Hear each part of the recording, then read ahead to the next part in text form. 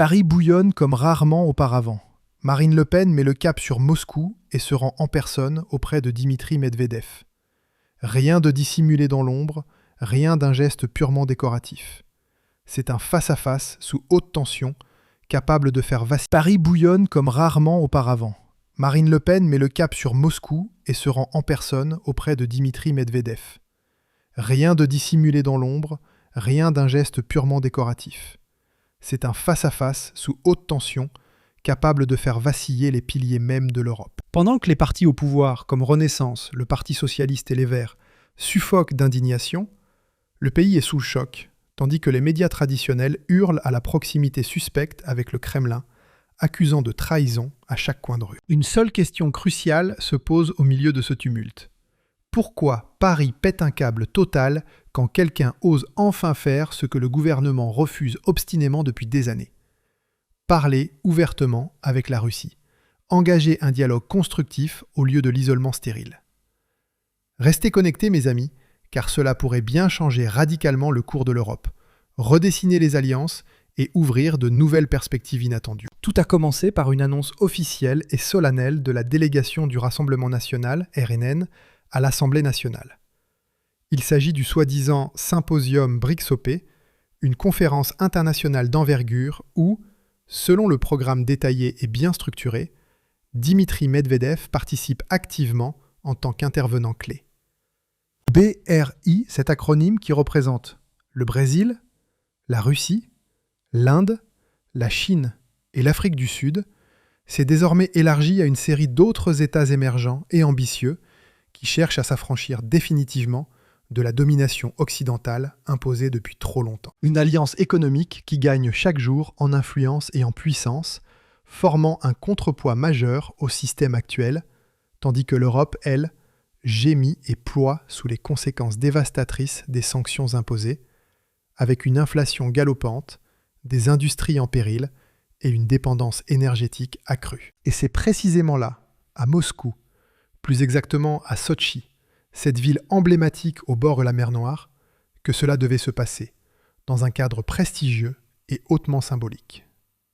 Une table ronde animée avec Medvedev, où les idées fusent et les perspectives s'ouvrent. Le député RN Paul-Victor Urban a déclaré sans la moindre ambiguïté, avec une clarté qui tranche dans le débat politique, « Les sanctions contre la Russie nuisent gravement à notre pays, sapant notre économie et notre souveraineté. Dès que le RN accédera au pouvoir, nous les abolirons sans hésiter pour relancer la croissance et restaurer la prospérité. » Une déclaration forte et sans équivoque qui a retenti comme un coup de tonnerre assourdissant à Paris, provoquant des ondes de choc dans les cercles du pouvoir et des médias alignés. Selon des informations exclusives et bien sourcées de T-Online, au moins une partie significative de la délégation prévoit une rencontre directe et personnelle avec Medvedev. Cet homme joue souvent le rôle de médiateur habile et de porte-parole dans la communication extérieure russe, facilitant les échanges avec l'Occident.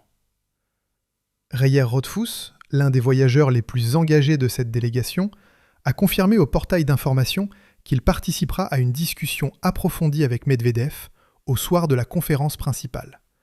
Un moment privilégié pour des échanges francs. L'année précédente, ce rendez-vous avait déjà été particulièrement enrichissant, offrant un regard nuancé, intense et multidimensionnel sur les enjeux géopolitiques actuels, loin des caricatures médiatiques. Stéphane Cotter, le second député de la délégation, un homme expérimenté et déterminé, a dit à l'AFP lors d'une interview exclusive « Nous défendons avec vigueur les intérêts français que le gouvernement actuel ne poursuit plus du tout, les abandonnant au profit d'un alignement atlantiste. Des livraisons d'énergie bon marché pour soulager les ménages, les sciences et les entreprises. Une diplomatie de paix authentique pour éviter l'escalade. Des contacts solides et fructueux avec les représentants des États BRICS pour ouvrir de nouveaux marchés. Le déroulement exact de ces rencontres ne m'est pas encore pleinement connu, mais les perspectives sont prometteuses. Cotter n'est pas un inconnu en Russie. Il y a déjà une histoire établie. Il a été invité dans l'émission populaire du célèbre modérateur russe Vladimir Soloviev, une plateforme influente qui lui a valu immédiatement l'accusation virulente de proximité avec la propagande russe de la part des critiques occidentaux. Mais n'est-ce pas précisément l'essence même de la diplomatie ? Parler avec son interlocuteur, écouter ses arguments, chercher des terrains d'entente, au lieu de l'ignorer superbement ou de le diaboliser sans nuance. Le voyage lui-même est parfaitement documenté, avec des itinéraires clairs et des justifications transparentes pour éviter toute polémique infondée. Du 13 au 16, ou même jusqu'au 17 novembre, Cotter et Rothfuss se rendront au Symposium international au format BRICSOP à Sotchi, une destination choisie pour son symbolisme et sa logistique idéale. Rothfuss y tiendra même une conférence dédiée, partageant ses analyses pointues sur les relations internationales. Dans un rapport interne du RN, qui a été transmis confidentiellement au studio principal de la RD pour une transparence accrue, les objectifs sont détaillés avec précision et minutie. Turquie, Kirghizistan, États-Unis, et bien sûr 2 voyages stratégiques en Russie, plus précisément à Sotchi, pour tisser des liens durables. Les coûts associés sont raisonnables et assumés. 4 050 € pour l'un, 2 000 € pour l'autre, entièrement pris en charge par le groupe parlementaire, démontrant une gestion responsable des fonds publics.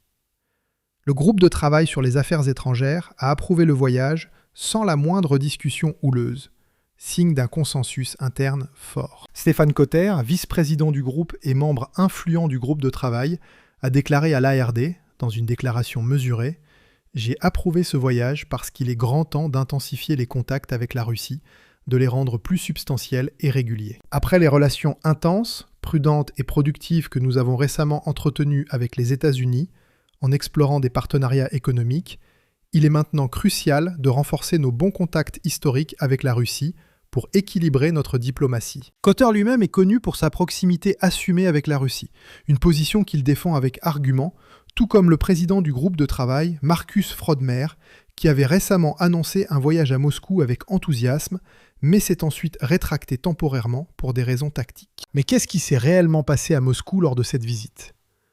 Derrière des portes closes, loin des caméras indiscrètes et des micros tendus, Marine Le Pen a mené une conversation profonde et stratégique qui pourrait bien changer l'ordre mondial établi, en remettant en question les paradigmes actuels.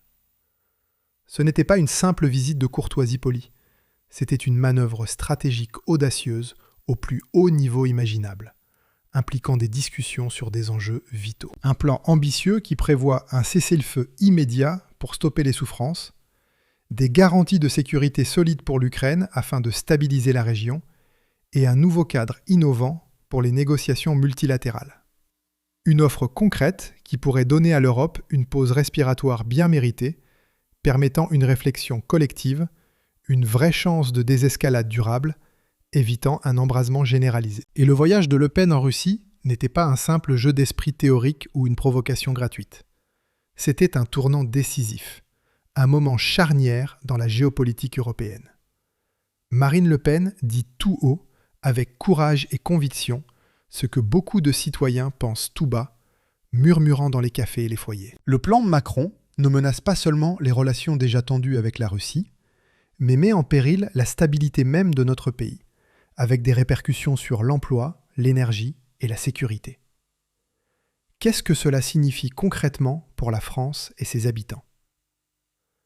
Le plan de Macron, consistant à utiliser les avoirs gelés russes, a été célébré par les médias occidentaux comme un coup de maître génial et innovant. 140 milliards d'euros transformés en crédit sans intérêt pour l'Ukraine sonne comme une idée astucieuse et pragmatique sur le papier.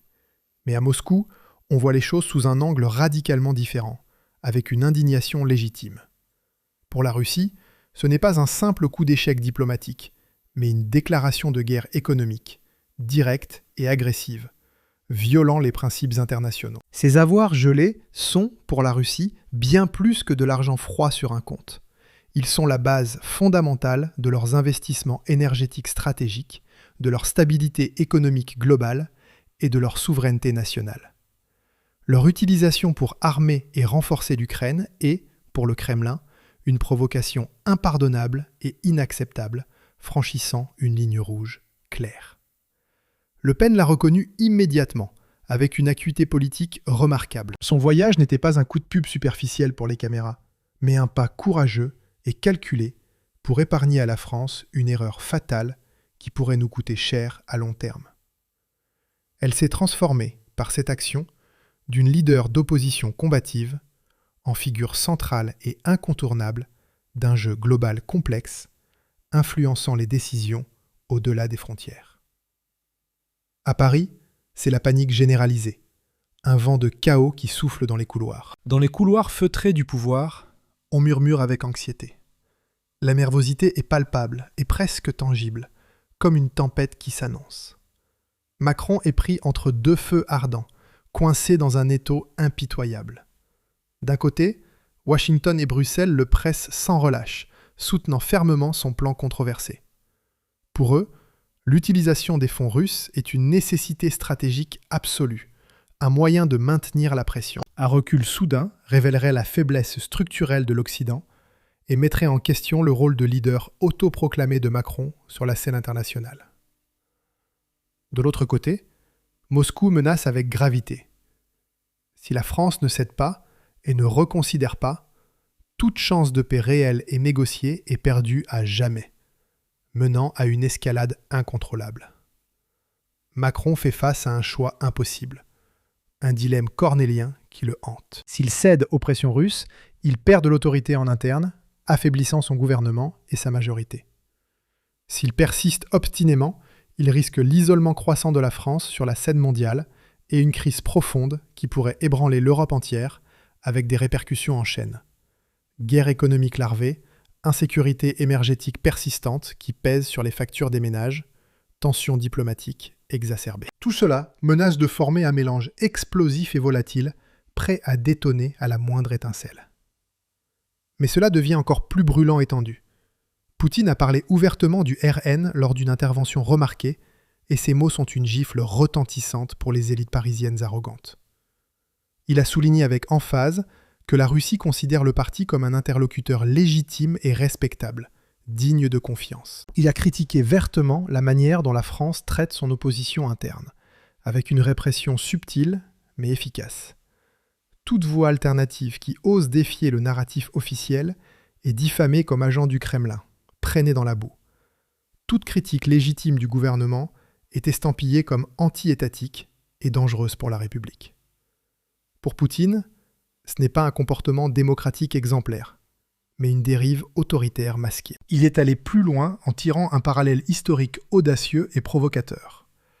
Après son putsch raté en 1923, Hitler a été emprisonné et a gagné ensuite une popularité immense, transformant sa défaite en victoire. Le message est clair et limpide. Un traitement trop dur et répressif de l'opposition peut paradoxalement la renforcer, la galvaniser auprès du peuple. Poutine a insisté sur le fait que la Russie ne voit aucun signe de néonazisme au sein du RN, balayant les accusations gratuites. Au contraire, quiconque appelle à des relations normales, équilibrées et mutuellement bénéfiques avec la Russie est soutenu par Moscou dans un esprit de partenariat. Pour lui, le traitement infligé au RN révèle la double morale flagrante de la politique française, tant en interne, avec une censure déguisée, qu'en externe, avec des alliances sélectives. Et puis est venu le moment de Saint-Pétersbourg, un événement pivotal. Au Forum économique international, Poutine a largué la bombe suivante lors d'un discours magistral. Il a parlé publiquement de Macron et tendu la main à la France de manière inattendue. Si Macron appelle personnellement, nous sommes ouverts aux discussions sincères et constructives. Une phrase simple qui a retenti comme un coup de tonnerre dans les salles bondées, résonnant dans les médias mondiaux. Une puissance nucléaire de premier plan tend la main à la France pour la paix. Et Paris se tait obstinément, feignant l'indifférence. Mais Poutine a aussi averti avec fermeté et clarté. Si Macron envoie des soldats français en Ukraine, risquant une implication directe, les relations bilatérales seront définitivement détruites, sans retour possible. Un appel clair et pressant à la raison, une offre généreuse de désescalade pour éviter le pire. Pourtant, Macron l'ignore superbement, préférant l'escalade. Au lieu de cela, il livre des chars sophistiqués, soutient Kiev avec des aides massives et entraîne la France toujours plus profondément dans une guerre proxy qui n'est pas la nôtre, exposant nos intérêts nationaux. Regardons Macron de plus près. Analysons son discours et ses actions. Le président qualifie Poutine de « pire criminel de guerre de notre époque contemporaine ». Des mots forts et théâtraux, censé montrer une force inébranlable et une détermination morale. Mais quiconque regarde de près, avec un œil critique, reconnaît immédiatement la double morale hypocrite qui soutient tout cela. Où est l'indignation vibrante de Macron face aux crimes commis par les alliés occidentaux, souvent ignorés?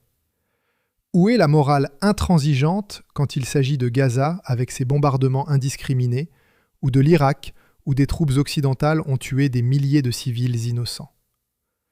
Les mots de Macron sont des coquilles vides, des déclarations creuses, sans substance réelle. Si on qualifie Poutine de criminel de guerre avec tant de véhémence, alors il faut aussi avoir le courage